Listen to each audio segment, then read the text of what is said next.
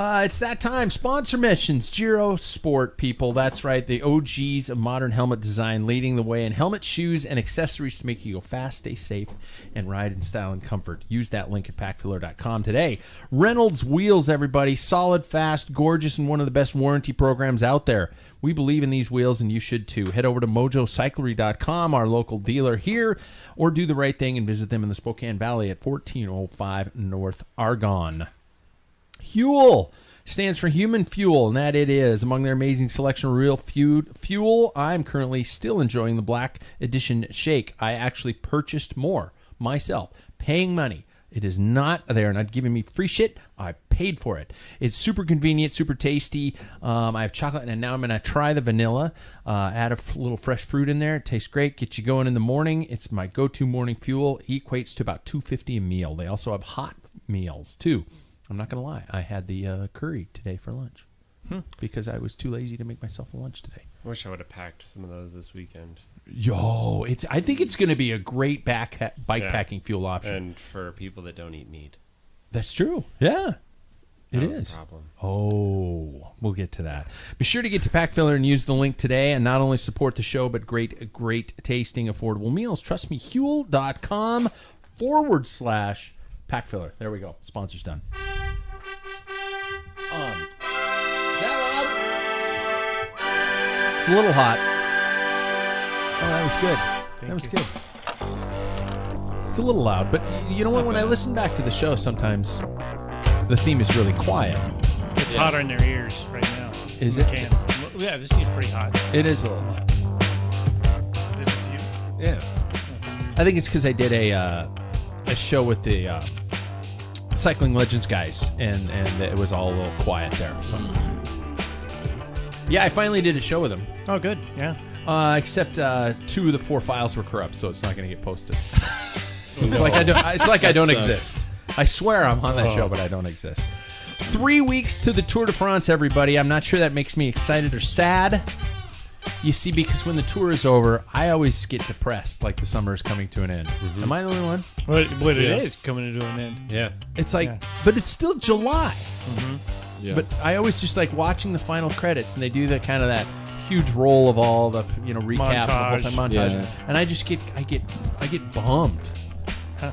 On that happy note, welcome to Life on Two Wheels. Welcome to the Packfiller Cycling Podcast. I'm Pat Bulger, and we are, as usual, live in the Rim Break Bar. And if you haven't yet, you can find us on YouTube every Tuesday and on our website. Mm-hmm. That's packfiller.com, in case you were wondering. Let's see who's here if you aren't watching live. Panel of peddlers, answer me this. When people come to you for help, what kind of help are they usually looking for? Hey, insert your name here. I need some advice on blank. What is it they usually come to you and ask for you for? Sam's already laughing. Mm-hmm. First of all, he's the guy crazy enough to ride 80-plus miles alone, Mr. Paul Main. How are you, ma'am? Doing all right. Yeah. He did this weekend. He did the RC3 course. Mm-hmm. I had a friend. I'm kidding. People you pay. You rode 30 miles further than I did. Yeah, that's true. Paul, how are you? Good. Yeah. How was the 80-plus miler? It was good. It was a good solo ride. I had thoughts run through my head, and about mile 60, all of a sudden I took a pill, and they all went away. Yeah, well, that's about what happened. Yeah. Mile 60 was just like, it's always going through my head. No music? No. Do you take music? Yeah, I do. I take music when I solo ride. I do too. Yeah, that's the only time I do. Yep. If somebody asks you for advice, what is it? Type of toilet paper. Because all my conversations start with, I have poo stories left and right, and I'm actually, I don't like German toilet paper. When I go over to Germany, it's like those toilet hats, toilet hats. With that crinkly toilet hats. The gaskets that you. You put on. That's there. like their toilet paper. Yeah. Really? Oh yeah. Europeans are like, it's dude. bidet. Bidets are the way to go. Don't get me started on bidets. I've been in a bidet in Germany. Oh, really? No, not in the hotels or 2 bathrooms in this house. Both have bidets. One bathroom in my house has a bidet. Yep. It's good. Good call. Yeah, it is. Especially since the whole COVID, where everybody's like going, "World's coming to an end. We need toilet paper." Yep. It's like, fucking why? Anyway, they ask you for toilet paper advice. Usually when I'm pretty in depth about my poos. This happens. This happens regularly. No, people don't ask regularly any advice from me. They took a look and, hey, you, no, like directions. No, this guy doesn't know where he's going. I never get that. I mean, it's like the only thing people ask is like, you talk about poo a lot. What's your favorite?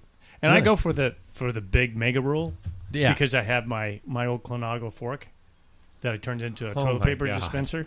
That's and it's kinda on a cool. quick release. And I was thinking, there's a couple of times I had to make a quick change.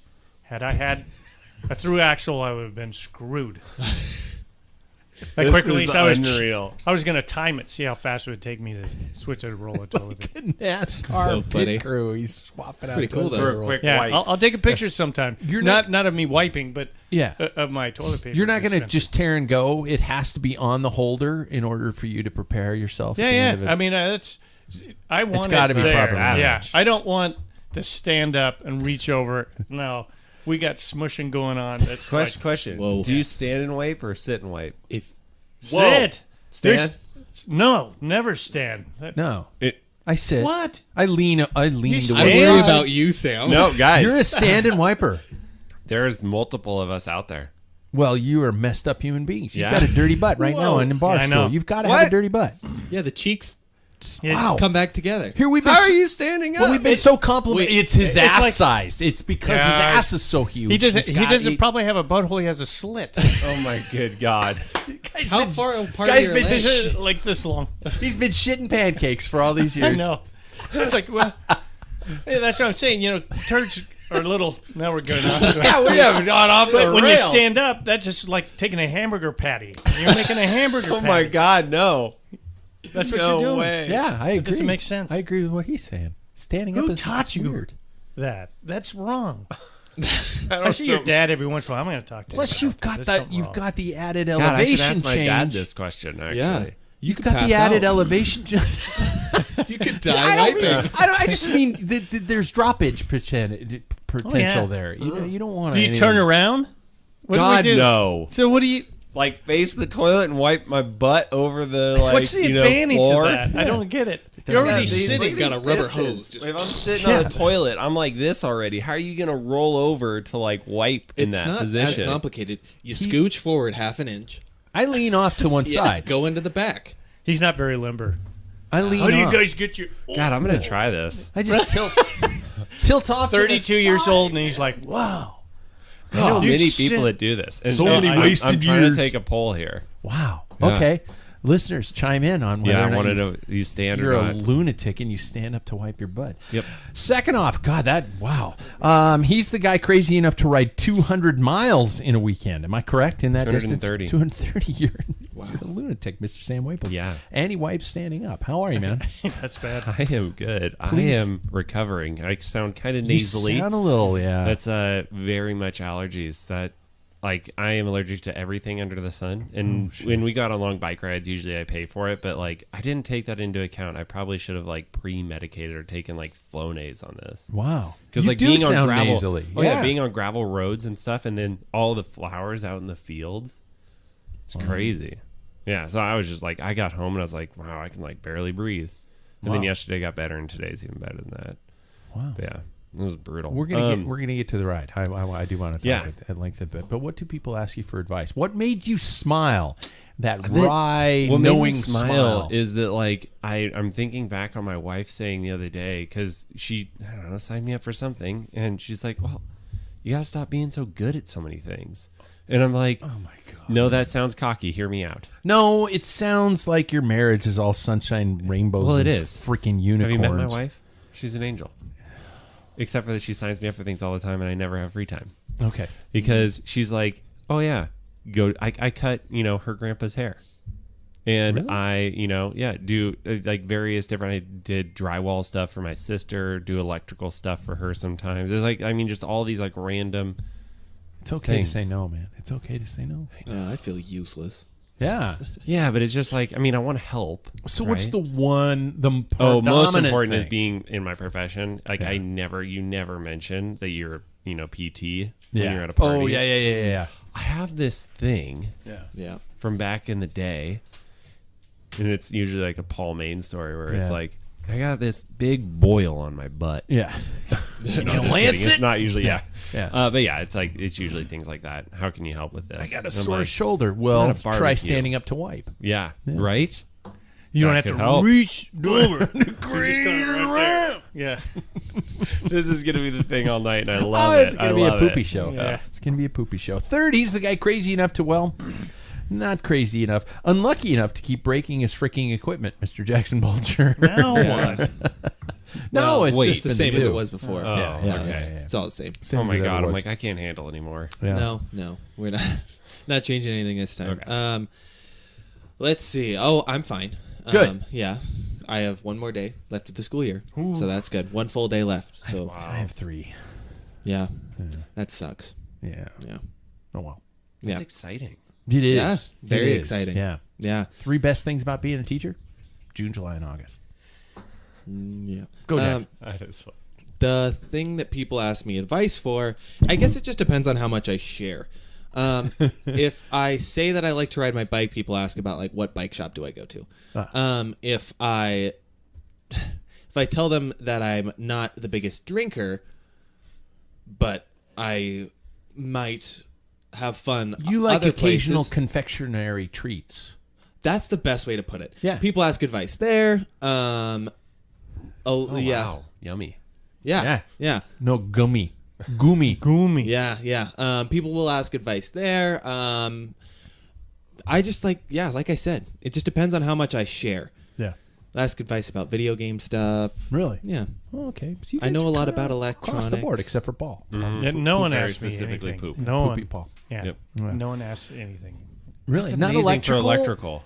Yeah, they as soon as they start talking, they're just like, you know what? I got a friend that does that. Never Really? mind. Oh. They walk away. Yeah. Me, I'm the guy crazy enough to build a podcast studio. I'm Pat Bulger, and if people are looking for help from me, it is always something to do with audio. It is all that kind of stuff because of this stuff comes up because of, hey, how do where do you plug this in and what does this do and why is this broken and can you fix my home stereo? And I get people who've asked me, not anymore because I don't talk to anybody. They asked me like to help install their home stereo and stuff like that and run speaker wire and stuff like that. And I know that electrically I'm okay running speaker wire because it does. Low voltage. There's not going to be any code issues, so I can run electrical that kind of stuff everywhere. But it's a lot of that kind of stuff. And yeah, I don't get a lot of cycling questions anymore. That's I do get surprising. where should I buy a bike? Where should I buy a bike? That's what I get. Yeah. And I say anywhere. Yeah. Come Wherever on. you can ride bike. Yeah, exactly. It's not like anything's worse. So let's get straight to it. Talk to me about your ride week. Jackson, we will go first. We got out, and is it just me, or was a dirt road ride just kind of different and refreshing? Notice I said dirt road and not the G word. Yeah, it was what I needed for sure. It's the first ride that I'd done in 2 weeks. And that was the only thing I did. But it was really good. Just not racing, just out there riding to see if I can still actually ride. And I was happily surprised with how little I'd lost. So, yeah, That was my last ride. I haven't ridden since, me too. which just kind of sucked. I wanted to ride on Monday, but I did an interview yesterday, and then here we are. Yeah, I'm hoping to ride tomorrow, and then obviously Thursday. But I'm having an angiogram tomorrow, which is they inject dye into me. Yep. Which is a bad word. Go to When the you're dump on a afterwards. table- DYE. Will if I Go to take some garbage out there. That's great. They flag you down. Nukes. They will. What are you talking about? Because the dye is usually nuclear. What? Isn't it? It's starts with a B. Bad? David, where are you? No. biohazardous. Yeah. It's biohazardous. The dye they're putting into my body. It's very minimal, but the detectors, because my dad had that with a bad heart. And he goes, the next day, he's driving with his truck, and they said, we're detecting some radioactivity. And it was him. Yeah, and I've heard that several times. And same with, like, it's the same about radioactivity that's in all your smoke detectors. So many questions. First of all is... We got to wait for David to... Number one, radioactivity. Number two, the dump can detect radioactivity. Yeah, I thought that's what they're like looking for, illegal dumping. Is it clean green or is it household garbage? No, they do. Like, they check for that. Wow. Yep. Another question. Can I take a refrigerator to the dump? It's going to cost you an arm and a leg. Is it? I think you can. There's just a metal section in the... If you go to the waste of energy. Okay. Yeah. Waste of energy. I was just wondering. But anyway, that procedure's happening tomorrow, and I guess it's a long procedure. And they told me I can't drive for 12 hours after it. So it's like, oh, shit. So much for a ride tomorrow. But there's a Thursday night race, too, this week. So I will be maybe radioactive at the start line. That's hilarious. Yeah. Paul, what... You rode both days this week? Yeah. Yep. 80 plus. Was that just, had you done something wrong and you needed to self-flagellate and beat yourself to death of some sort? Well, at less than, about a month away Yeah. is RC3, and it's also our Masters district championship. So it's time to hit that course. And I mean, the wind changes even on a solo ride. It's a different ride, even if it's the same course. So, why not? The only way to get out there, well, I guess I could drive. I was going to say that. That's dumb. That's it. That's what mountain bike people do and gravel people do. Let's drive our vehicle, burn some fossil fuels, and ride our bikes. So no. So anyway, I went out, did one lap, came back. I was pretty tired. Because I try to keep it. Hey, you boys, best. It's true. He's such an old curmudgeon, isn't he? Yeah, so anyway, how you feeling, fitness-wise? I've got a ways to go. I need speed. Yeah. I need, hopefully I can get out Thursday. Just, pick Hold up some on. speed. Yeah. Hang on. That's what I'm and gonna and then Sunday was pretty good. Long time cycling guy that we were never teammates, but he reached out to me on Strava and said, "I'm in town." He lives in Bellingham, some hole in the wall place. Just crap. You watch your mouth. But anyway, that's where he lives, and he doesn't get into town much. He grew up here in Spokane, and so I said, well, I'll meet you at Benedito's at the end of my ride at 1 o'clock, and there he was, and we had a great talk. Cool. Sean. Yeah. And he, in 93, just did Treetop Classic, probably the last year they did it, and he just said, I'm done. And he packed it up, and he said to me on Sunday, that was probably the dumbest thing I ever did. Really? Mm-hmm. He said, I missed it. I was just burned out. I didn't know what it was, so I was just like, I can't do it anymore. So he goes, but every day, not every day, but he says, I think about it often and stuff. So Wow. he listens to the show, kind of probably wax sentimental, and he reaches out to Borky every once in a while, he said. So yeah, we just told stories, old time and new time stuff. Caught up. He can't ride anymore. He does. In fact, he had a heart attack riding. So I think right after COVID, he'd been vaccinated and everything. He doesn't think that was the thing, but he was riding his road bike, and all of a sudden he's like, "Jeez!" And it was humid, 90-degree, unusual day in that hell of a hole of the city. And asterisk. Sam really likes Bellingham. Yes, he does. In footnote. He said he's climbing. He's like, God, his back started hurting and started getting worse and worse. And called his girlfriend at the time, now his wife, says, you got to come get me. And, so it was locked down pretty much. And they got to the hospital and they said, wait, you can't go in there. You're not wearing a mask, blah, blah, blah. We need to check you out. And he goes, screw you. Goes and collapses right there. Oh, my God. And he had 2 blockages. And so they rooted him out. And I think they did a couple other checks and stuff. So he knows that heart thing. Yeah. There's 2 things I'm hoping for tomorrow. Number one is, and the biggest priority is, number one is that everything's fine. And number 2 would be, it'd be almost kind of like, there's this small little problem, and suddenly my heart is pumping out so much more better, and that I actually, it's just like, oh, Pat, you've been working at like 60% for the last 10 years, and then I get on the bike now that I'm working full 100%, and I crush every single one of you bastards. It'll never happen. And then all of a sudden you hear this, dan, dan, dan. Oh, it's time to get up. I've been dreaming. Shit! Oh my god. Sam, what the actual F were Yeah. you thinking about when you did? Okay, was this? First of all, tell us what you did this weekend. Yeah, I planned a route that was like gravel to trail. That was from Spokane to Wallace, Idaho. So I think in a car it's probably an hour and a half. Would you say maybe somewhere in there? 2 It's hours. a little longer than that. Yeah, Yeah. it's pushing 2 hours. Yeah. So it was 120 miles there, and then we changed the route because of those pictures that I sent you Yeah. of summer roads. Yeah. And it was 110 back. But Rode there, stayed in a hotel, rode home. yep.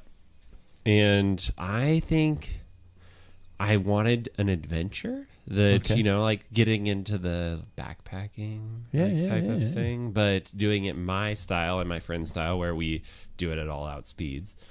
Oh shit! So that was the real problem. I mean, I think it's nothing heroic, but I averaged something like 35 watts or something like that for like 7-8 hours. Oh my god! So that's a decent amount of power, and I was crustier than Paul is on a daily basis when I got into that hotel room. That's I crusty. was cooked. Yeah. Yeah. What Yeah, does that you're sound? a crusty old man. Oh, you get. It's your water heater. No, it's not. Oh, you got a leaky pipe. Oh my You god. start hearing. Psst. There's some background noise going Yeah. on, and I've never heard that before. But yeah, anyway, so I did Yeah. that, and then when we got in, I switched the route a little Oh, my bit so we goodness. wouldn't have to do the summer roads, because summer roads were since the rain, our wheels were dropping down a solid 2 inches into this, and Oh my god! it was Your photos looked like what the Unbound riders went through. honestly when I saw the photos of the Unbound, I was like, God, guys, ride out in the grass or something, find a way. Come on, it can't be that bad. And then I did this.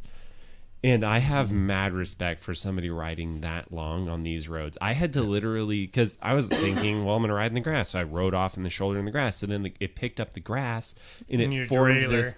It formed this mess in my rear triangle of just packed clay dirt that I had to literally scoop out, get my chain to go back on.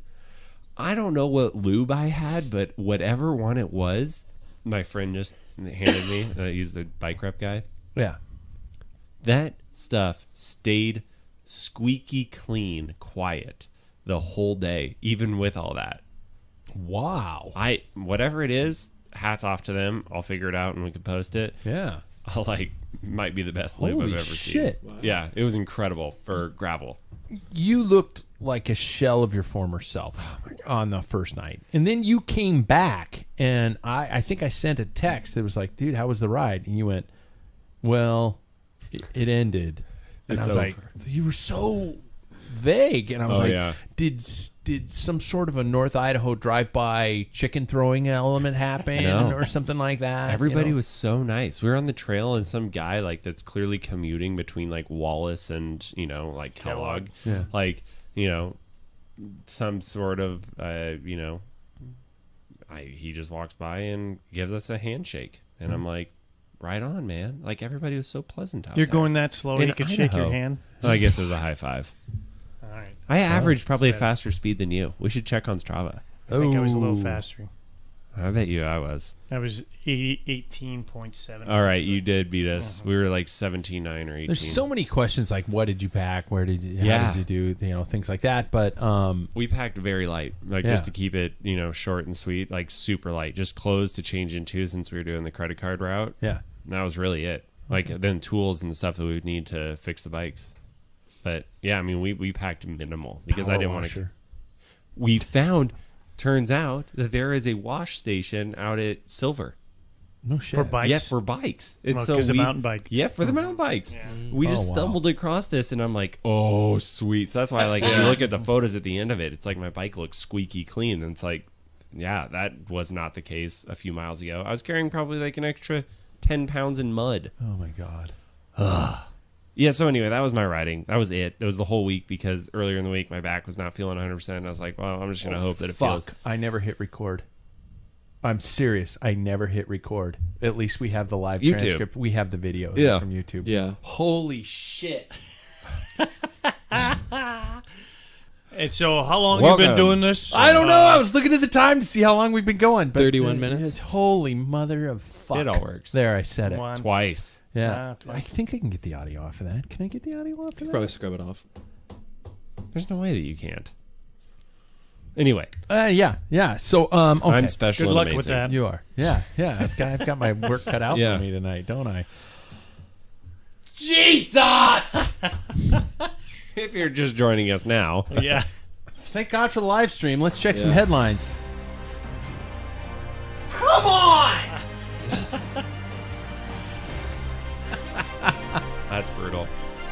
I got to figure out a way to do it. I think you've done it before. I feel like you've done this. Feels like a familiar. situation. dumbass.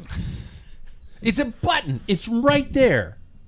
And I didn't hit it. Why don't we? It's What because color you were is late. those lights? It's because Sam was late.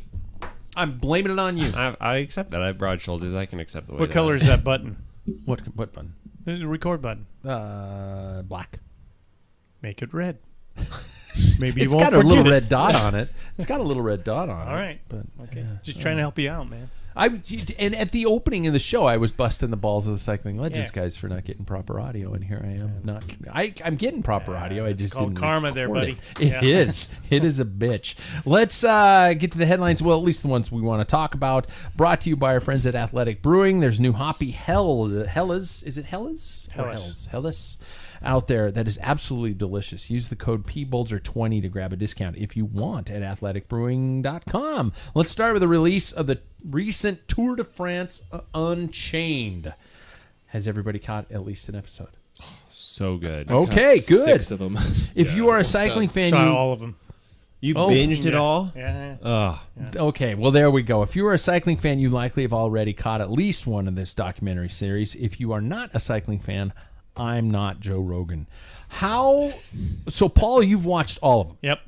Sam, you watched 2. Jackson? 6. I've watched 3. So we're all at least past Thibaut Pinot. Yep. Yeah. That's just funny.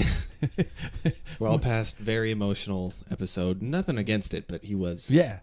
Oh, felt yeah. bad for the guy. My wife and I'm watching it with my wife, and she's Right. sitting there next to me last night. She's going, well, I love this guy. What's his name? And I look at her and I say, what's your favorite kind of wine? She goes, Pinot Noir. I'm like, and I just stared at her. I'm like, you can't remember his name when the second part of his name is what is in your hand while we're speaking? And Do you listen to any of the stuff I talk about? Yeah, no, not that she does it. Yeah, that's what she's thinking about, huh? No, but that was where, like tonight, I was like going, before the show, you're going to have a glass of Tebow with me? And she went, what are you talking about? And I just stared at her right for over. a couple seconds. Stared at her for a couple seconds. She went, "Oh, screw you, Pat!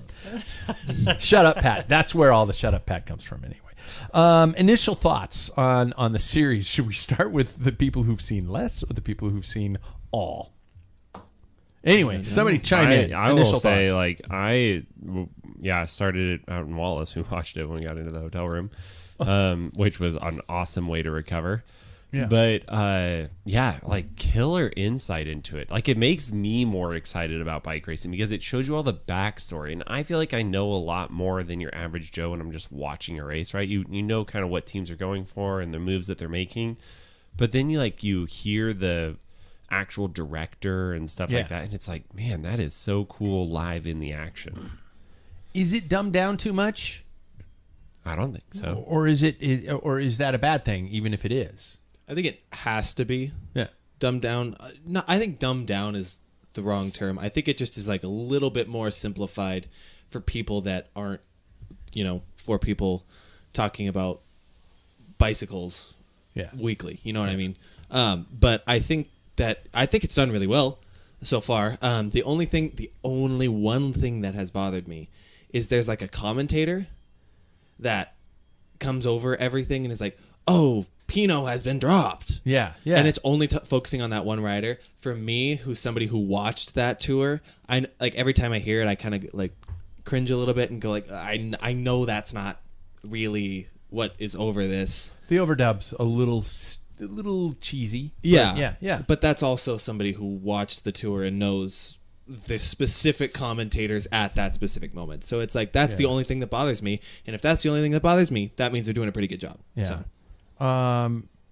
Paul, what you've gone through the whole shitting match. And we were raised in a period of John Tesh. That's how we knew. So, to get people exposed, to cycling, I think you have to kind of, dumb it down a little bit. But knowing what I do know about cycling, I think some of it was out of context. I started looking like they'd show footage and it's not the stage they're talking about. Yeah. They did a lot of that, but that's okay. I mean, it doesn't have to be accurate. But if you really did probably go backstage, you'd probably be a snorefest. And I think some of it, they created conflict that wasn't there. The Wout Van Aert, I has think been commenting on the fact that they created a conflict between and I don't he and think it was Vingegaard. that bad. I kind of questioned that because you know how teams run. Mm-hmm. They probably said the things that they did and then sampled it in. Like even I think the stage where they crossed the bridge and you remember when what's his name? God dang it! He's in the yellow jersey. Yves Lampard. Yeah, Lampard goes down. And it's like a big deal, but it wasn't a big deal. I mean, he got back on the stage, but that's you got to create that drama. You kind of and it made it fun for me. Mm-hmm. And I heard on Escape Collective they're doing on just these shows. And one of them was that during the stage 5, during the Roubaix stage, they didn't even mention who won. But I don't think that's what this is about. This is cycling's not this one-dimensional. Well, it looks these riders are going down the road, and to the average person, it's nothing. Now they get to kind of peel back the curtain a little bit. Yeah. So I like it. I think it was very good. Actually, the Pinot one was the boringest one. Really? And all I've focused on is what's that filthy goat on his lap on his kit. He's holding this goat with, and it's like, God, he's gonna shit. My wife was like, "Oh, see, I know. I love him even more now." Well, that's fine. I mean, but you wear overalls when you're petting this or taking care of. You got your wellies, that type of thing. But I think all in all, it's good. It runs pretty. The formula's pretty close to Drive to Survive. Is it? Because Formula One guys on the same team sometimes don't like each other. Yeah. And that's that conflict. And I think a lot of people, when they watch a miniseries, they want, that. Yeah. Mm-hmm. And I think that's what they were trying to do with Wout. When I was in film school, that's not meant to sound snooty, but when I was there, we had a very specific assignment in our editing class, and they gave us. All the students were given the same stock footage. It was about stand-up comedians at the time, right? Like following 4 different documentary footage of stand-up comedians. And they asked us to piece together a story. Every single one of us came back with a completely different story. Mm-hmm. Some of us focused on one comedian. One focused on an upward rise of building success. One of us focused on the times they bombed and the fact that their career was going downwards, and all this kind of stuff. Same footage, 12 different people, 12 different stories. And so what my point of saying this is, in this documentary series, they have to create a story. They have to engage an audience. If they're not, they're just providing a news story recap of the Tour de France, which is fine on its own. But you have to create drama in order to engage an audience, especially an audience that doesn't give a shit about your sport or might kind of care but isn't that really engaged. And so I'm watching this from a perspective of somebody who's trying to tell a story. And I'm also, excuse me, enjoying it with my wife, who obviously knows plenty about bike racing, but she's engaged in the backstories, and I'm loving the backstories. I'm loving the on-the-bike footage that they're including that we don't get to see in bike races, especially when it's live, unless it's on YouTube afterwards. And a lot of the different inside, behind-the-scenes footage is really enjoyable. Now, I think the pep talks that every director sportif gives on the bus before every race is absolute fluff and bullshit. They're just like going, "Okay, guys, it's a challenging stage today. I want you to ride hard and not crash when it's time to crash. Don't crash. Okay, go get them, guys." It's like, Jesus Christ, that was stupid.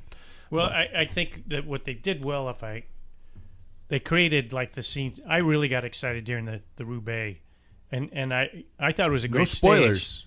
Although It was- we all know who won the tour. Yeah, but then the Roubaix, that's a number 3. You haven't watched that one yet. To I've me, watched part it's of it. like 4, I think. is it 4? Yeah.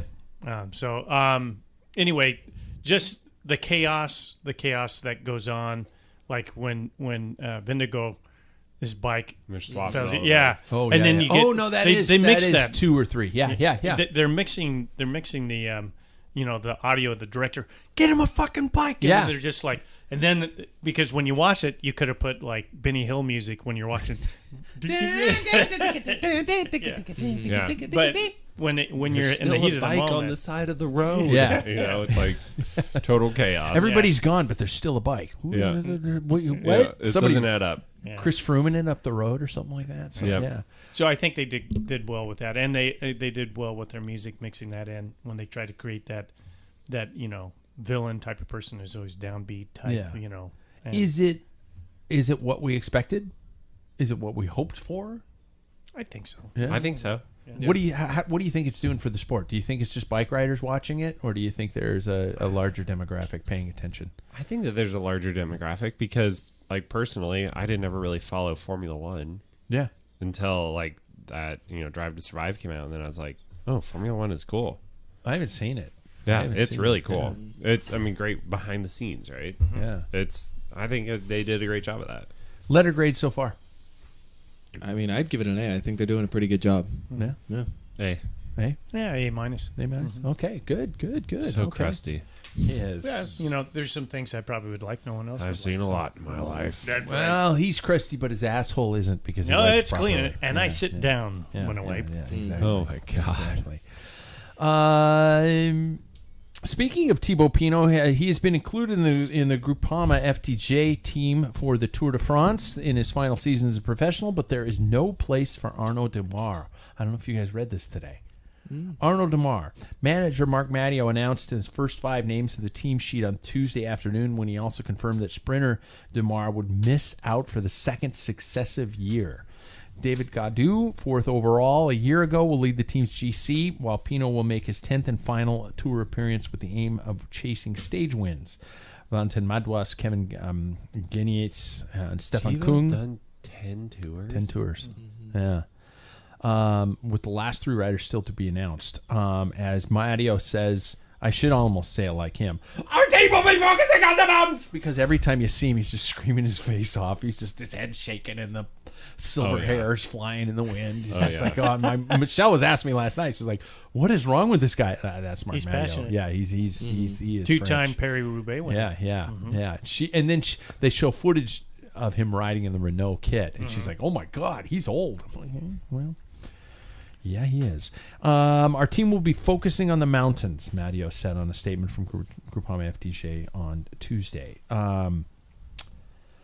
What are your thoughts on how long Arnaud Demar is going to stay in an FDJ kit? I think he will probably be in a. Man, I'd love to see what we all think about where he'd end up, but I could see him being in a quick step kit as a second fiddle to Jakobsen.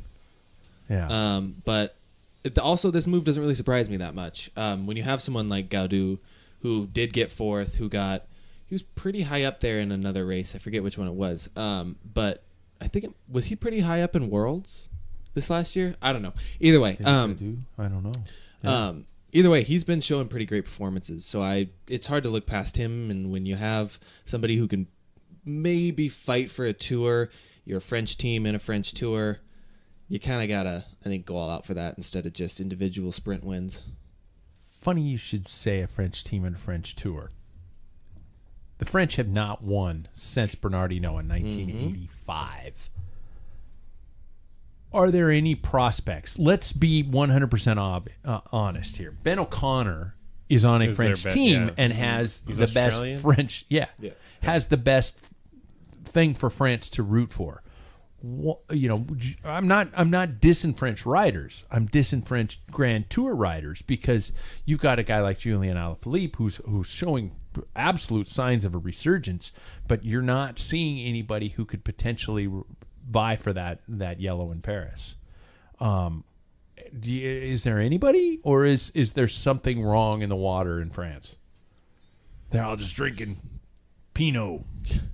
It's really only Gaudu is what it feels like right now. I mean, Bardet had his time, and I think that Bardet is an exceptional rider. I mean, he was second on stage 11 of last year, but now it's like I don't think that he can kind of stick with that upper echelon. So I think it's a lot of the country's pressure is going to start mounting on Gaudu, and I really worry that it's going to turn into a Pinot type of situation of where, all of France is on you. If you don't win this, then you're a failure to your entire country. It's just getting worse. Mm-hmm. The French are getting probably more and more desperate for somebody to win their home tour.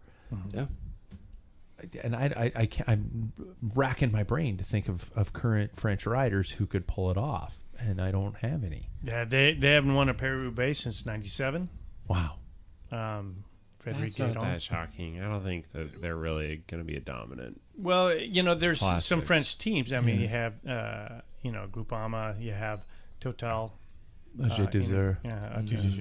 And they have a certain way, and everybody talks about the French way, and I think they're kind of, crusty like me. They just,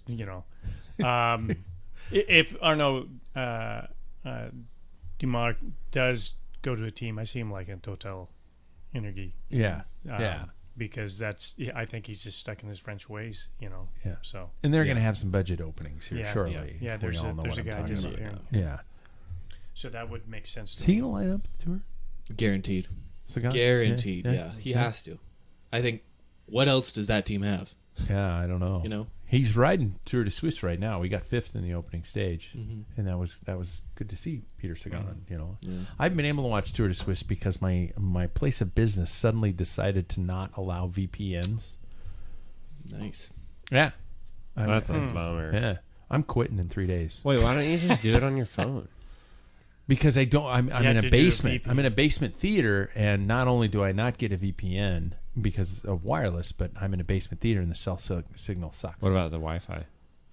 We'll fix this. I can't. It's through their network. Blocked. I can't get through Wi-Fi. The network he doesn't won't have let me data signal down in the basement. Yeah. Your life sucks. For 3 more days. Well, I guess the tour you will be able to. You'll have to do NBC. The tour. Well, no, here. you'll be. That's the tour right. I'm home. That's right. Yeah. I'm not. Are we having coffee then every morning here? When you're every morning, every single at morning. 5 a.m. Yeah, 5 a.m. Might as well. Just come mean, down, fire up the espresso machine. Nobody's going to show up. It'll just be me sleeping on the bar. What are your thoughts on this year's tour, you guys? We see a flying Jonas Vingegaard, but we haven't seen much of Tadej since his injury. Is anybody got concerned about Tadej Pogačar? No? He's going to be fine? Yep. Mm-hmm. That guy's amazing. You guys are like, fucking, he's good. Yeah. I would be a little bit concerned. I would. I am. I mean, like, it's... I don't, like, discard his physical abilities. It's more of just the fact of, like, when you're off the bike for that long, right? I mean, like, not performing racing, you lose an edge.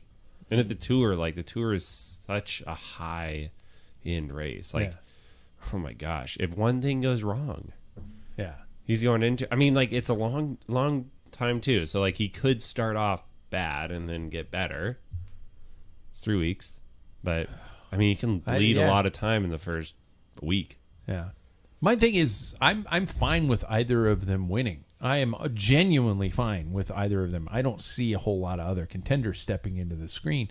But I want to make sure both are firing on 100% because that makes it a much more enjoyable event. Egan Bernal. He's riding well. He had a good Dalpine. He was up there. He was near the pointy end of the peloton. I think he was asking if he's on the list. I think he is. Oh, yeah.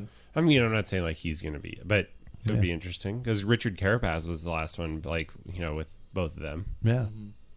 Yeah. I think that, Tadej took 2 weeks off the bike, so I think and he was doing cross training within that 2 weeks that he was off, and I think that this guy is, like I've said before, I think he's a generational talent that will bring anything and everything to this tour and not, if he loses, go down softly like we saw last year. But I think that what we've talked about before is that I think that last year, and they talk about this in the documentary series, but they poked the bear last year, and I think that this year we're going to get a big ass angry grizzly bear showing up to the event in the form of Tade Pogacar. And they're also probably going to bring a Yates brother too with him, and I think that is going to be a massive game changer. He can blow it. That's the thing, but I think he can. I think that can be a massive help this year, because I saw last year what Yates provided for Geraint Thomas, and Thomas, correct me if I'm wrong, he got third. That's what I thought. Yeah, and so I think that he could be a good help in the mountains. So it's all in all, it's going to be exciting. And maybe a little break might not have been a bad idea. Maybe you're flying too early too soon. So Totally. There we go. Let's jump to tonight's topic, brought to us in support by our friends at Scratch Labs. The season for proper hydration is upon us. As it gets warmer, think about ways to keep the machine running with multiple options from Scratch that they wonderfully provide. Great tasting, easy on the gut, and with all the right ingredients to help you rolling. I want to talk about a conversation that I recently had over dinner about the inherent risks involved in cycling and perhaps the unfair amount of concern it puts on people close to us. We've had some unfortunate, is an understatement, events happening in our local community where we've lost a cyclist, and just this past weekend, I guess it turned out to be a pedestrian. No, it was a cyclist. It was a cyclist. Yeah, it was. That was cyclist. released today. They were crossing from Baltimore, which is Palouse Highway. Yeah. So they were in the wrong. I came across it. That's what stopped us. Like I was coming up over the dirt road, got turned around, hopped on the highway, and then we rode up to it, and the firefighter was like, "You can't come through here. Wow, there's been a cyclist that's hit and killed." So this is 2 in the last 3 weeks. Here in our community. And yes, we're supposed to be an upbeat, enjoyable, sometimes laughable show, but these are horrible incidents, and to be passionate about just about anything, cycling included, requires a bit of selfishness and focus, finances, and time. And this is something that we as bike racers and bike riders understand, but our significant others, and I don't want this to turn into, and sometimes I worry about when we talk about our significant others, our spouses, that it turns into this thought that, oh, I'm having fun, but my wife won't let me, or I want to ride more, but my wife won't let me, or my wife doesn't like this or doesn't like. That's bullshit. Love is a two-way street, and what we do requires gigantic amounts of time, and it makes it a very selfish endeavor. And what I want to talk about tonight is the worry, the concern, the stress that sometimes get put upon our significant others. And some of us have been doing it for longer. Some of us have been doing it for shorter. Jackson, you're getting married in freaking 3.5 weeks. And what that, how you discuss that, how you deal with that, how you tolerate it, how you move forward together about it. So how do you and your spouse deal with the concern about the fact that you're going out onto open roads or even open trails and things like that with incredibly dangerous situations? Jackson, of course, the person who's getting married in 3.5 weeks, is taking on this one first. All of you, the rest of you, just kind of backed away from the mic a little bit there. Pat, you might want to not hit the record button. Yeah.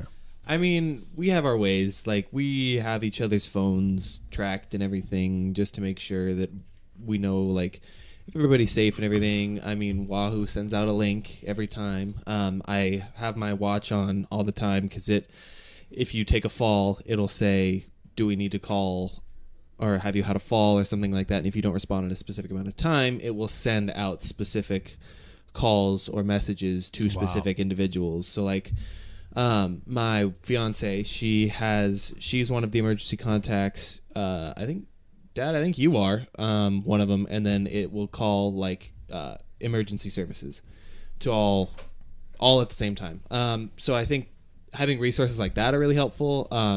I've even thought about, like, a radar, Sam, like you have on the back of your bike. But just having those things, familiar routes, all that type of stuff, it kind of helps you just keep in check. What an advancement that we are here now, though, that we're able to do those types of things. Totally. I specifically remember once being out on a ride. I think I was out near Four Mountains by myself, and I am well, at least have been in my life, allergic to bee stings. Bee flew down my jersey, stung me in the chest. I didn't have anything to deal with it, and I was like, this is prior to cell phones, and I'm going, I'm probably going to die out here. Yeah. And I just kept riding, and the adrenaline and everything helped. And obviously, and I was fine after all, everything was good. I could have stopped at a house or something like that.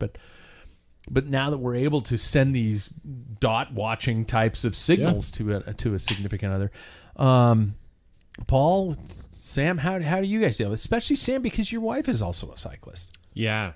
That was real, like the last fall when they, had the car bike accident with my brother and Absolutely, wife. That definitely scared her. But I think like I have enough. It's like the technology too, right? I also have one of those helmet detectors that detects a crash and impact with my head. Wow. So that'll send out a signal to both my wife and mom. Because my wife is like, man, love her to death. You're okay? Second question, bike okay? And I'm like, yeah. And like she's concerned about that equally. But yeah, I have it going out to both of them because usually when I get up from the ground, the first thing I'm like, bike okay? Yeah. Okay. Yeah. Is there any brain bleeding? No, I'm good. Okay, fine. I mean, win-win. Yeah, my last big crash in Maui was like I checked out the bike and then I realized, oh, my arm's ripped open.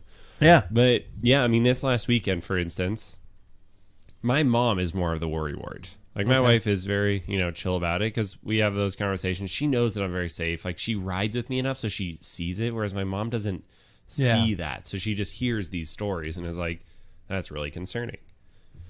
So like, okay. Yeah, right. I think that because Mackenzie has more, like insight into it, it's not as worrisome for her. She knows how I respond on the road and how responsible I am on the road. So it's like, yeah, I mean, she trusts me out there and things can happen, but things can happen anywhere.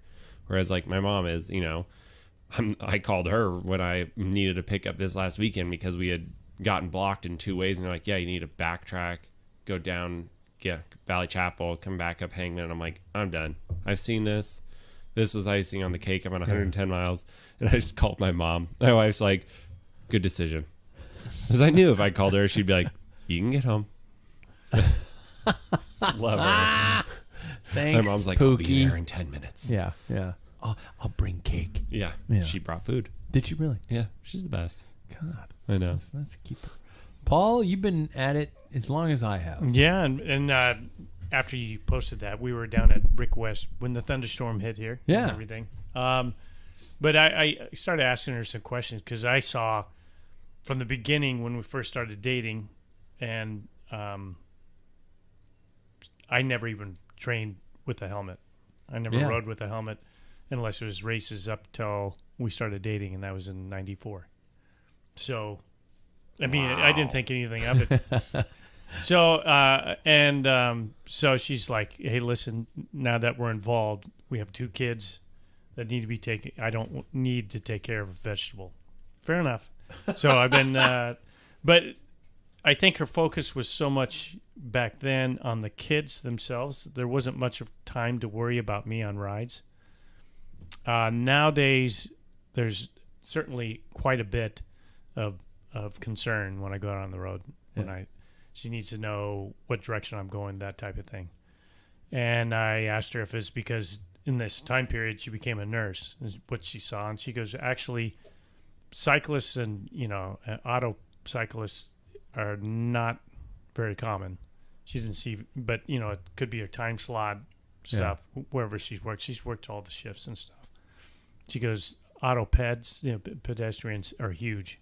That definitely outnumbers, but they're lower impact. But if there's an auto and cyclist, it's not good on the road. Yeah.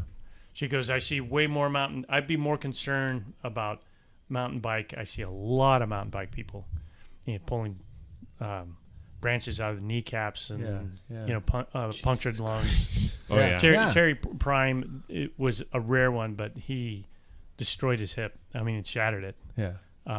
So those things, she goes, I'd be a little bit more perturbed because that's crippling at your age. But she goes, yeah, I think my focus now is because kids got their own lives. I have nobody. It's just you. So she is a little bit more concerned. Are we lying when we say everything's going to be okay? When we look at somebody and say, I'm going to be fine out there on the road. Sam, you were talking Hopefully about... not. Sam, you were talking about, that she trusts that you know what you're doing. Mm-hmm. There are a lot of people out on the roads that either don't know what they're doing or don't care. Mm-hmm. Your brother's case very specifically. We have, for some reason, a lot. I don't think it's a lot. I think we're getting a lot of situations where it's being presented to us. We're finding out information. We have so much more information in our society. We're hearing about assholes rolling coal and backing and stopping their car and a field of riders hitting them. We're hearing about situations all over the world where cycling versus cars incidents are happening. I don't think the percentage of those events have gone up that drastically. Am I incorrect in making this assumption? No, I think there's more cars and more bikes. So I think the percent is the same. I think that we know a lot of people on bikes, and so I think we have recently, know people that have been affected by this, but I don't think that the percentage has gone up. So that's why I don't feel any more at risk now than I did back, riding in the best roads up in Bellingham. Yeah.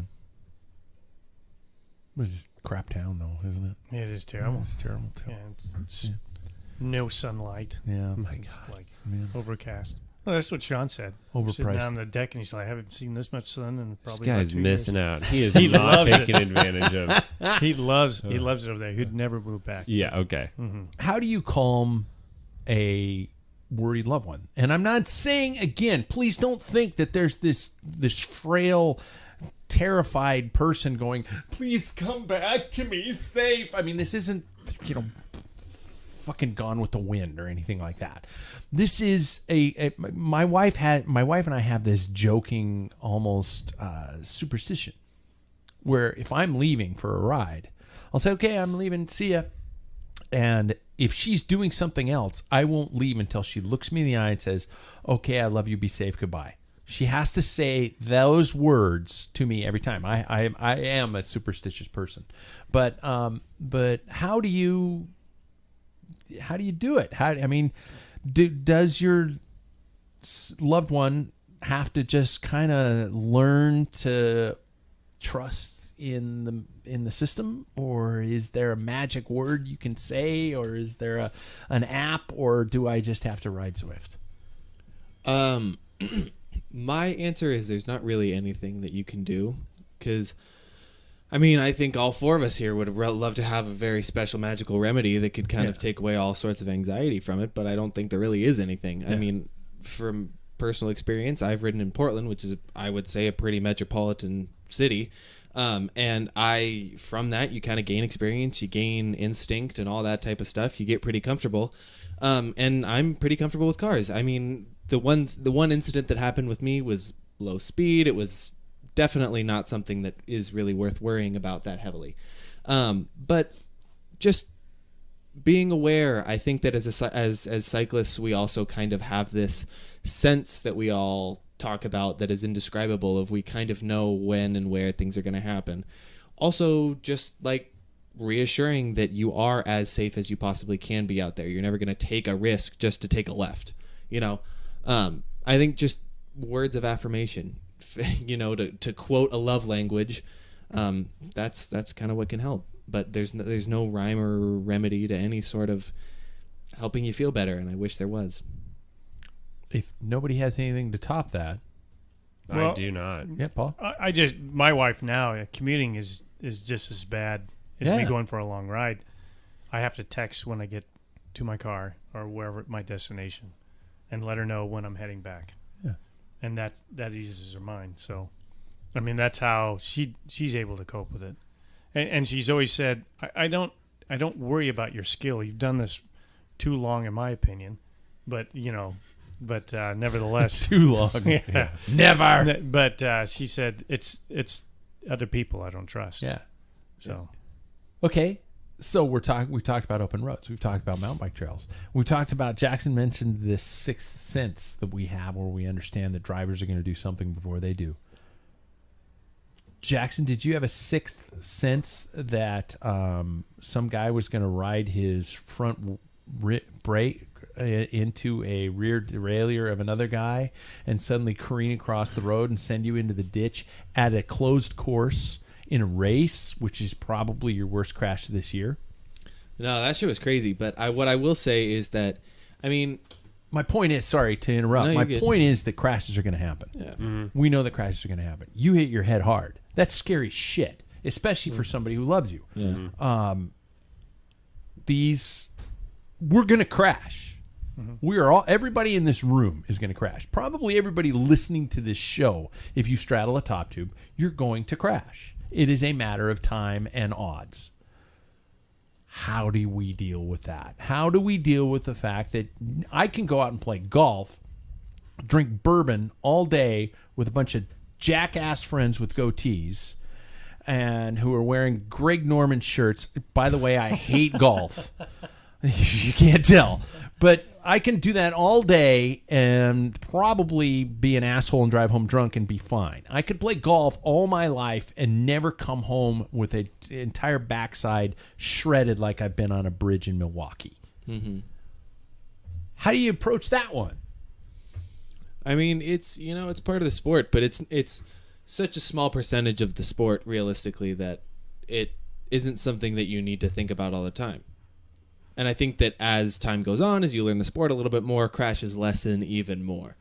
Just because you've learned the situations, you know kind of how to react to certain things. I mean, I know P1-2 race is pretty dangerous, all that type of stuff. Yeah. But you become accustomed to that as time goes on. And I mean, Remco Evenepoel went off a bridge. Crashes also, I feel like at the higher speeds and everything, like I haven't had as many crashes that were really bad in a 1-2 race as I did in like the 3-4.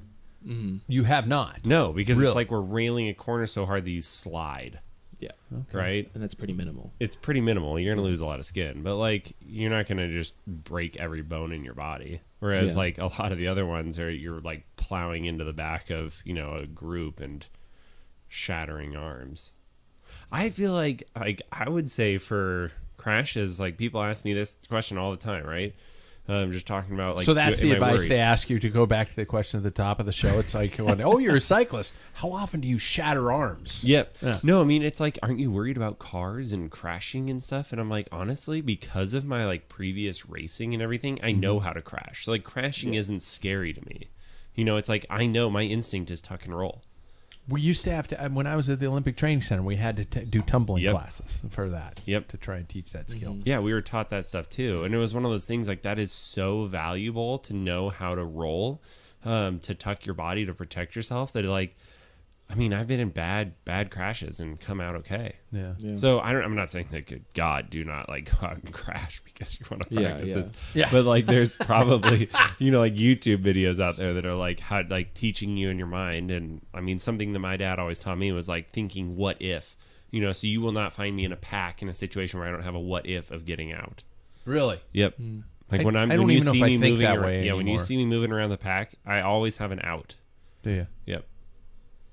I probably do too. I just don't know if I think about it, if I consciously think Yeah. about it anymore. Always just like to think in the back of your mind. I mean, it's everything in life. Like, just what if? What if this Yeah. car veered in front of me? What if these people all of a sudden like had to slam on the brakes? What if this cyclist crossed wheels and went woof? See, now, I guess my question for the panel would be, because my what ifs, I would say, are, and I know that my fiance's at work, so she won't hear me say this, but I know that my what ifs are probably riskier, are just a little bit riskier, because I do see gaps open up in what if situations, and I know that I can shoot those gaps, but it's not a guarantee every single time. Would you say as age has progressed, your what ifs are a little bit less risky than the ones that I have at 24? Well, it's Oh my God, you've just defined aging. Because I feel The aging process. because I feel like at my age right now, I have that instinct of I'm gonna shoot that gap so I can. You're made of rubber Win. still. Yeah. This last crash proved that. And do you see me right now? Yeah. I'm willing to go back and do it again. Like, Right. Yeah. You're made of rubber still. Wait like 8 more Jackson, years. your bike's not made of rubber. It's not, but I have a very, very wonderful friend that is very, very willing to help me. Do I have an aw? Yeah. Yeah. I'll do it for you. Way I mentioned groomsmen as well. Yes. Yes. But you're right. There is. I mean, as you get older and stuff. In fact, that chat earlier I said with Sean, he said that part of it when he tried to race is like these idiots are taking chances that I'm not willing to take. Yeah. And it's not about winning at that point for me. It's having fun. And I know if I'm gambling to shoot a gap, it's not so much me I'm worried about, it's taking other people out. Because at 60 years old, there's no reason for me to think that I'm going to win, these APAC races. It's not it's ridiculous. I think you can, Paul. I don't think so. Game on. But nevertheless, the thing is I'll take out things the whole are a little field. more important. Just dive across the side of the field. Should have done it When once. you go ahead. Like that. I'm willing to do it again. Like that Bahrain victorious guy earlier in the classics. He's just like, hey, I can shoot this. Oh, shit. Oh, puddle. Wham. And he goes flying across. Yeah. Yep. That's how you do it. I'll do that for you. That's nice. But, the thing is, it's Just like my wife said, when we had this discussion that we were talking about, she goes, I don't see very many. I know there's a lot of bike crashes and stuff that people slide grease out, but road riding, there's a lot of like skin abrasions. Yeah. Broken collarbone, you'll see them come in. Yeah. That's about it, and broken wrist. But she goes, the big ones are more mountain bike because they are really messed up because there's so many immovable objects, trees, branches, and that type of thing. So, and they're doing crazier things. They're jumping, that type of stuff. So, I think though when you get older, you to reiterate, it's like no, I wish I could, but I don't bounce like I used to. Sorry, No, let me clarify too. When I say shoot risky gaps, it's not necessarily risky as in the form of I could take out the whole field here. It's, Yeah. Like they're all very they're all very responsible racing. Yeah. Well, yeah. it's my reaction time's slower. So and I know what you're talking about. You see Yeah, a gap, you shoot it, but now you're going to have to respond if somebody moves over, right? So it kind of alters things. I'm not willing to do that because, in all honesty, my reaction time I know is slower. And it's like, Jesus, I would have plowed right into him. I've seen it. So I don't take those chances. So, But just wanted to be I sure. also have to go to work on Friday. That's Yeah, the thing. well, I That's the thing, had to too, but Yeah. still took that dumbass risk. Yeah. Yeah. You don't this week. Nope. I did find out that it was interesting going for that, and I'm going to use the G word. It was interesting going for that gravel ride with Jackson this weekend because, and I'm shifting all over the place. I did back to road safety. One would think, in terms of dealing with stereotypes, that a person comes along on a gravel ride in a large diesel-fueled vehicle that they're going to flip you off. This is where I live. This is my back road. What the hell are you doing out here? Every single driver waved to us. Yeah, they were Slow kind. down. Now, I'm not saying that always happens because sometimes it happens where they just fly by you and kick up dust into your face, roll coal, and flip you off. But in this case, every single person at least lifted a finger up the steering wheel to do a little bit of a wave, and they got out of the way. No, it wasn't. It was. You're exactly right. I don't know why it took me by surprise. Me too. Do we live in a world that we're just expecting the worst out of people? Have we? This is why have we just shifted this direction? I expect that out of people when I'm on the road. Yeah. I mean, now when I'm do out too. riding gravel roads, it's like that's what, like, man, I love it. Like, that's why I planned our route to go out gravel roads. Yeah. Because of that. And then the one little bit of time that we were, like, on the highway, we'd have people, like, rolling coal or coming close, and it's like... Yeah. those are urban gravel roads. cowboys. The real ones. Yeah. You guys are experiencing being raised in a small town. Rural people are friendly. Yeah. I mean, you could knock on the door and say, "Hey, I just need some, do you have something I can eat?" Sure, sit down. We'll do. Yeah. I mean, here's the fridge. here's some fresh cow's milk, and I've got some beef for you, son. I got a pie cooling in the window. Yeah. But we used to do that. Like every time you're driving on a gravel road, you pass somebody, you do a wave. You wave, Yeah, yeah. you always wave, and that's just hospitality. The people that you're looking at are these guys that, like I said, urban cowboys. They just want to be a part of that, and they lift their truck and they drive a big diesel and they dual exhaust or stack them, that type of thing. Truck's never done a day of work. Yeah, and there's just gonna be those people that are that way. But as a general rule, when you ride out, even in the country roads, like when we do the Troika loop, they're friendly people. I mean, you rarely get anybody that's gonna buzz you. And I always find it's easier to be the first person to be a nice person. Some people are going to be assholes and they're just going to be angry no matter what. But I've also found that just, when, for example, we have a tendency when there's 2 or 3 of us or 4 of us even, if a car's coming behind us, we go a single file. Yes, it's a longer vehicle to pass for them, but it's less space. And so when the road's kind of windy and we go single file, if I'm usually, no matter where I am, if I see the road ahead and I see it's clear, I'll wave the car by. Mm-hmm. And when the car starts to come by, I will give a second wave saying thank you for passing us in a human fashion. Mm-hmm. And I find that works so well with most drivers. 95% of the time, the driver waves back and says, thank you for waving me by, letting me know when the road is clear. Yeah, and I will say, with all of the conversation that we've had on this, it's very good to bring up the topic, I think.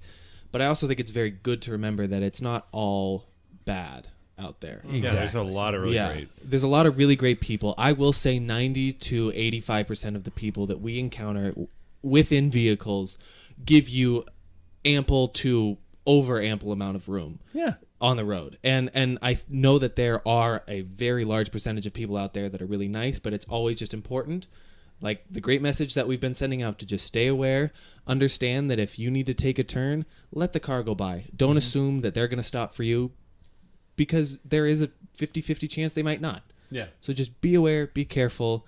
We all got to make it home. We can agree that maybe 25% of the drivers might be assholes, right? Mm-hmm. We can agree that 25% of cyclists might be assholes. Mm-hmm. For the rest might be of us, a little higher. There are 4.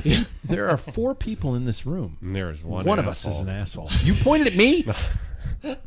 Wow. We were all. I thought it was like everybody is pointing at me. I thought it was like it's a bad. game where we were going to try and figure out who it was, but no, I'll take it. I am. Jackson, Your mom is a whore. It all comes back around. Jackson's inner asshole's coming out. I've seen it in races a little bit. Yeah, it's where fun. it's like you're touching people on the butt, which just sounds wrong. Sounds way wrong. But you're touching people and somebody says it's consensual. And some people are saying stuff to you, and I hear just kind of words that you're saying back, and I'm like going, "That's my boy. That's my boy." He's got a little bit of an inner asshole. Yeah. And I'm so excited to be back racing again this Thursday after crashing and everything. It's just going to be good to go fast, not worry about the result, even though I'm going to still worry about the result. Yeah. But it's going to be fun. Just look at everybody like you're all twitchy and nervous, though, because then they'll just stay away from you. You just be like, I don't know, I'm scared, I'm going to panic.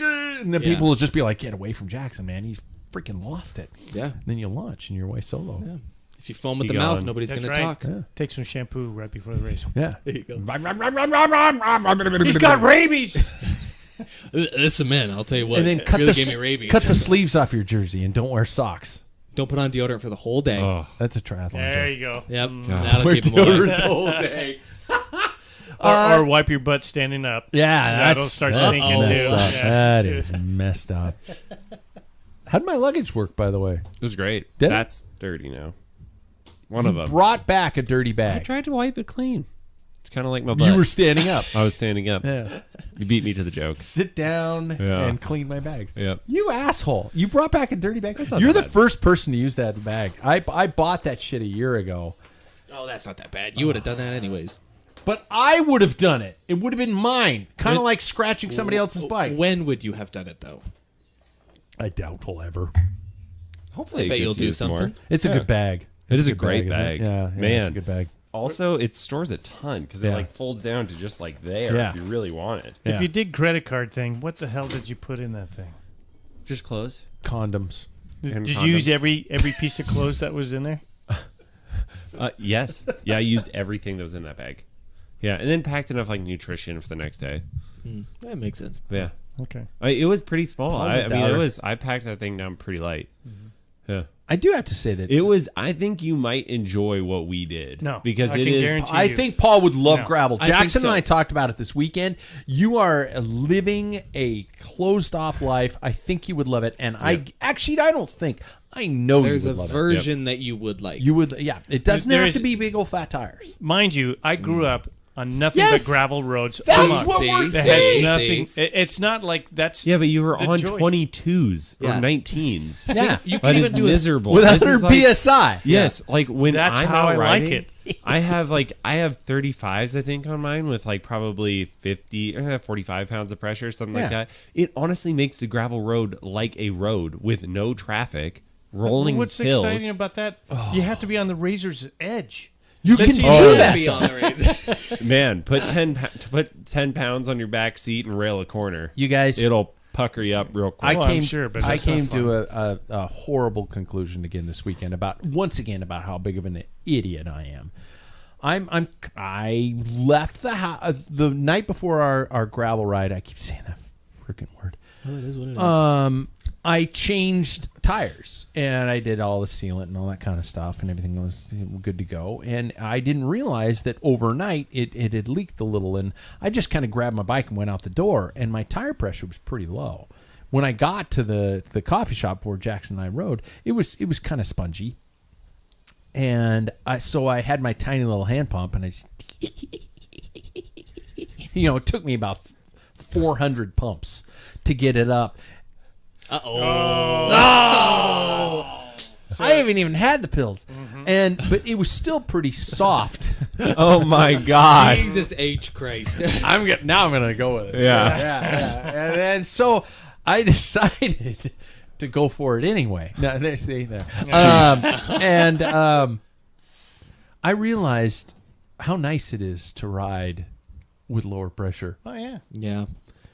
by accident. By accident. Usually- you wouldn't take advice. usually You've had to experience it. There's something in my brain that is going like, dude, no, you have to, at the very least, you have to put your gravel tires up to at least 60 pounds, 60, 70 What? pounds. Yeah, I've got 30. I've been running In my 60 to 70, fatties. and I think that's too low. And this weekend, I probably went out of the door at 30. And then I probably pumped it back up to 40 to 45. And my shoulders feel wonderful. I've got a suggestion. If everybody rides 650Bs with 48s, it's even cushier. Yeah. That's what my But you're commuter bike slow has. as shit, though. 48s? Yeah. It's Yeah. slow, though, right? I don't Didn't yeah. feel slow.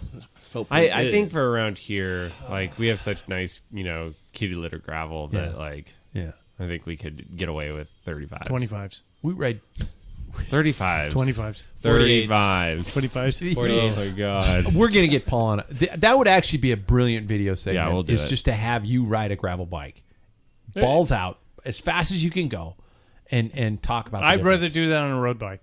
But and that's I've done what it I'm many saying. times. We do it side by side. You ride the same course Yeah. on different bikes and see what you can do. Ride it on my bike, which is probably the closest to a mountain bike that you No, can get. we of have him all go of on a us here. full out gravel bike and his road bike 2 different times and see what the experience is like. And maybe he'll come out of there going, "Wow, that was kind of." I'm not enjoyable." saying it Makes that me I want to could buy out- a handlebar bag.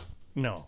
Take it easy. Take it easy. Terry Prime proved that the Ellensburg, that Grand Fondo, Yeah. that dirt one, the Brutal. fastest times are 28C tires. Everybody's the fastest time, and on a road bike, just disc brakes so they can get that width.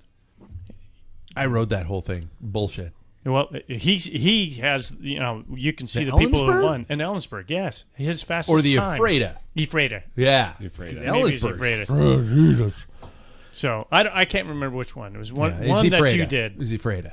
Yeah. Ephrata. Yeah. I've done them both. I've done Yeah, a he lot. says that it's a road bike course. Yeah, it is. So We got a quick tip? Yes. Okay, quick tip with Bike Fit Sam, brought to us by our friends at Ambassador Cycling, ambassadorcycling.com. Get fit to get fit.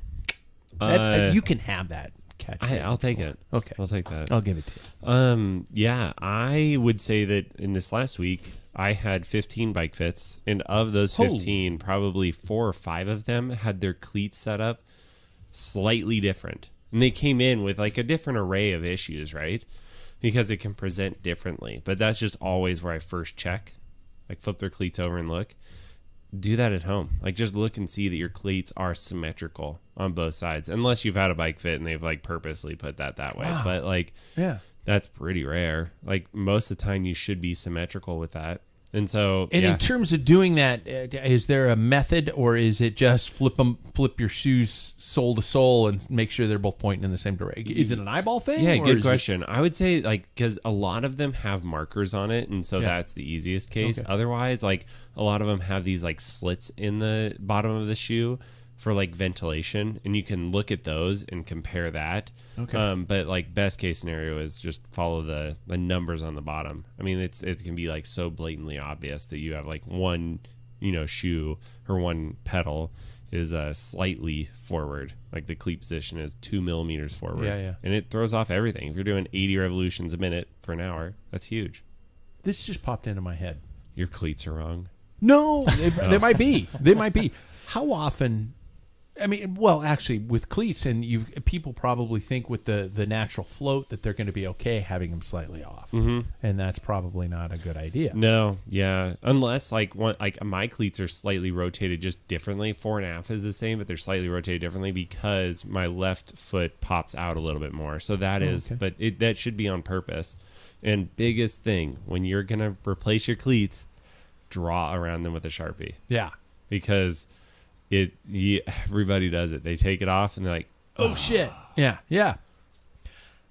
In your opinion, how often should cyclists change shoes? Because I was thinking, the first thing that popped into my head when you were thinking about what if the numbers wore off? Mm-hmm. How often should you change shoes? I think I usually get like 4 years out of my shoes. Huh. Yeah. Damn it.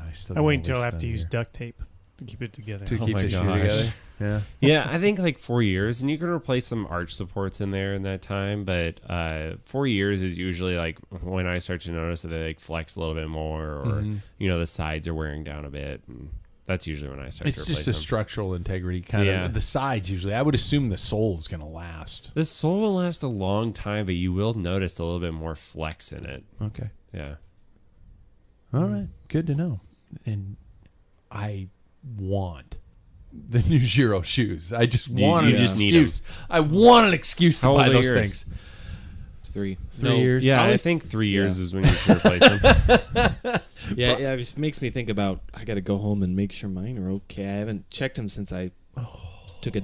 You don't wipe them off with a fucking brand new diaper, like a magic baby eraser. Cloth. So just every night I would just be like, I would put them on a lit shelf in the corner of my room, like those, just like and the light comes up from underneath them. Your shoes are gorgeous. They are gorgeous, and they do have a shelf, but I was concussed, so I think that's an excuse that I can use. They're beautiful shoes. Giro. Yeah. Final question of the show, everybody. If any cycling story could be told on film, this is coming off of our experience of the documentary, but a narrative story like the, Davis Finney, action hero, or something like that. If there could be a film story of a cyclist or a cycling event that you would want to see made, what would it be? I will go first just to give you an example. For example, I would like to see the life and times of Major Taylor presented in a film, just a biopic of Major Taylor. I think it'd be a great story because he died quite tragically, kind of broken alone. But what a personality and what a story I think that would be. Anybody got one? Sam? Yeah, the one that pops into my head, everybody's going to give me a hard time with this, but Unbound. And I'm going to say that because, I watched some videos of Unbound this last weekend, and I'm going to forget her name, but she's a Specialized sponsored rider, and she had a Formula One pit stop. It was so cool to see. She rolls in. So you want documentary style in this? I want documentary, because I want to see what insight are they doing for all the way down to tires are fascinating for the different scenarios, gearing that they're running. Lachlan Morton did a piece on his bike But yeah, like I just think that it would be really interesting to see like the backside of how an athlete prepares for this. The gear that they choose, how they have their pit stop set up, because it's all of that. Yeah. And like that, the video, I could send it to you guys after this, is just mind bending how fast she rolls in, throws the bike, takes off her shoes, they give her new shoes, give her a new pack. She empties her shirt of these, like wrappers, gel wrappers, and then just whoop, whoop, whoop, and just off she goes. I mean, it was insane. It was so cool. Like 24 hours of Le Mans. Yeah. That's what it is. Yeah. Yeah. You guys got a story you'd like to see made into film? I think it would be kind of cool to follow any particular kid in Belgium going through, it would take a series of years, a clump trying to make it into the pros, because it's, Oh, wow. Yeah. From day one. And the tradition is, as a junior, you have like a local bar will actually support and raise money so you can race. And that is your bar. And, your name, and they have pictures. So they do all this and just have him, his training and what it takes, whether it's successful or not. But when Dismount Dave and I went in 2018 and saw Flanders, the junior races, I mean, like the young little kids were going up doing part of that race. And I'm thinking, they're racing. This is a course for Flanders. It'd be like playing in the Super Bowl. They're in the stadium that no other sport allows this. And I thought that would be so cool, just watch some kid for like 5 years. The dreams. The dreams of 14, whether it comes crashing down or not. But because it's so embedded in that culture. Do you remember Hoop Dreams, which was a gigantic success as a documentary film, probably 15, 20 years ago at least. What a great concept that would be, but based upon following 3 or 4 or 5 Belgian, or kids trying European to make it, kids trying to make it through that. That'd be a really good. So we got 2 documentaries. I chose a narrative. I want an actor, obviously, to play Major Taylor. Jackson, what's your choice? I'd probably pick a documentary as well, but I would really be interested to see like the life of what it was like to live inside of Taylor Finney's mind. No. That'd be just crazy. But that's the thing, because he's random. He's such an interesting dude. That's why I think it'd be really cool, because he's such a creative mind. Yeah, that was. That's the edibles. Well, yeah. I think he's such a creative mind though, because he's not just an athlete. He's got some sort of artistic backing to it, and I think that's really cool, because he had so much pressure put on top of him just because you enter a race with the last name of Finney, you've got to be doing damn well. And I mean, the Live Strong program put a lot of money behind that kid. And when he grew up into a guy, he realized that I don't want to do this anymore. I love painting and I love making music, and I think that it's so interesting to see how the sport can affect a human being to like push them away from it almost into something else. I mean, he's not gone from bikes. His girlfriend is Cassianiwi Adoma, and so he's still in that world, but he's like made something on top of it, which I think is really interesting. I think we have not seen the end of Taylor Finney in this sport, because he's such a charismatic character, and he has so many quirky ways to present himself. And I don't mean that as a condescending term when I say quirky. He finds different venues and avenues in which to present himself, and that's what made him intriguing as a bike racer. And I think that's what they make him. He's going to find a niche, probably within the sport, that he creates something. Jersey design, who knows what it could be. But talk about a tough parental upbringing. Davis and Connie. Don't you think with him though, his crash at Nationals was the end. Big. That was and the I think beginning that's of the where you started seeing where like he couldn't do anything. Yeah. So all his life it was something. He tried other sports too. He was a soccer player, big soccer player. But now he went in. It was so easy for him. I mean, he was world champion on track. But when you have something that you slow down, it's like, wow, that's painful, and the constant surgeries, is it worth it? And he's spending time on a side that he never tapped into before. I think that really changed his perspective on cycling. So and not in a bad way. Not at all. So what you're saying is we should all leave the sport and find a creative side. No, that you have. I have none. Yeah, I think all of us. I've left the sport and found my creative side. You have this. This is my creative side? Shit. Yeah, you messed up. I think we all have that creative side in us At least you somewhere. sit down when you wipe. There we go. That the brings name. it all around. Everybody, we're gonna call the show right there. By the way, stay tuned. Yesterday I sat down with Anna Maria Rook, digital editor of Cycling Weekly, but also placed recently second place at the Gravel Unbound XL. XL, 350 miles, placed second. And she and I had a good talk yesterday, and that podcast is going to come out on Friday. This podcast, who knows when it's going to freaking come out, because I've got to find out a way to get the first 30 minutes because I did not hit record early enough. So if you're hearing this show and it's fragmented, my fault. Go to YouTube. Go Yeah. to YouTube, exactly. Just Yeah, watch Find us it there. there. It's all there right now. Exactly. So there we go. Gentlemen, thank you. Thank you. Sam, you're mellow tonight, and I'm worried about you. I'm just, recovering from 230 miles on a weekend. You didn't go upstairs. This is a bad thing. Yeah. This is the after My effect. I eyes don't want were that 1,000 shit. miles back in my head. Now they're just like 100. You didn't go upstairs to steal Skittles. any of my candy. I I was got very Skittles, and now tempted. I've got Albanese gummy bears up there too on that shelf. So I'm just saying, I got a candy shelf. I'm like a creepy grandma. You got quiet candy for me because of just me popping Skittles last week. Yeah. So you're like, oh, Pretty this one's gonna be soon, quiet. I'm going to have a white van in the yard with a dental chair and a clown costume. Interesting visual. Oh my god. Thanks, everybody. We will catch you next week.